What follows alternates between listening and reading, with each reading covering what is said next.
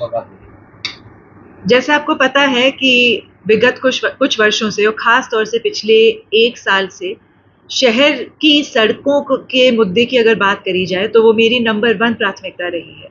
और कहीं न कहीं ये देखने को भी मिल रहा है और इस पे काम भी हो रहा है, चाहे वो सीवर की वजह से जो टूटी सड़कें थीं, जो ध्वस्त पड़ी हुई थीं, जिन पे रिपेयर वर्क बहुत ज़रूरी था,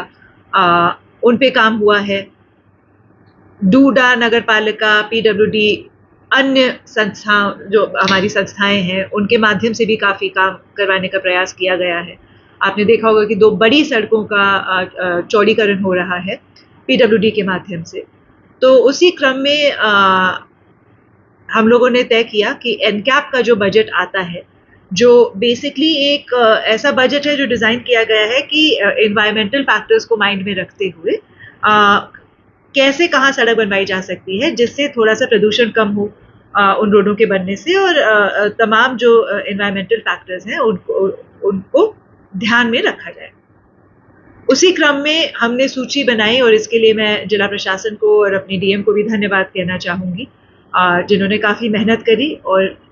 ईओ साहब को भी धन्यवाद कहना चाहूँगी जिन्होंने काफ़ी मेहनत करी हमारे साथ। हमने एक सूची बना के भेजी थी 19-20 सड़कों की कि इन सड़कों का बनना अति आवश्यक है, और जो वो उस सूची को बना के जब शासन भेजा तो माननीय मुख्यमंत्री जी के यहाँ से उनको पास करने का काम किया गया, और 19 बहुत ही महत्वपूर्ण सड़कें शहर की दृष्टि से बहुत ही इम्पोर्टेंट सड़कों का अब काम चालू होने वाला है। 19 सड़कें इसमें पास हुई हैं, और जिसमें से मुझे बताने में बहुत खुशी है कि बहुत ही जो हमारे शहर के लिए महत्वपूर्ण सड़क है, जो मैं खुद बहुत टाइम से प्रयासरत थी, जो मधुबन वाली सड़क है, किन्हीं कारणवश उस सड़क की अगर पर्टिकुलर बात करें, उसमें डिले आ रहा था सीवर लाइन की वजह से, क्योंकि आप भी जानते हैं कि एक बार सीवर लाइन पड़ जाए और उसके ऊपर अगर हम लोग सड़क बनाएं तभी वो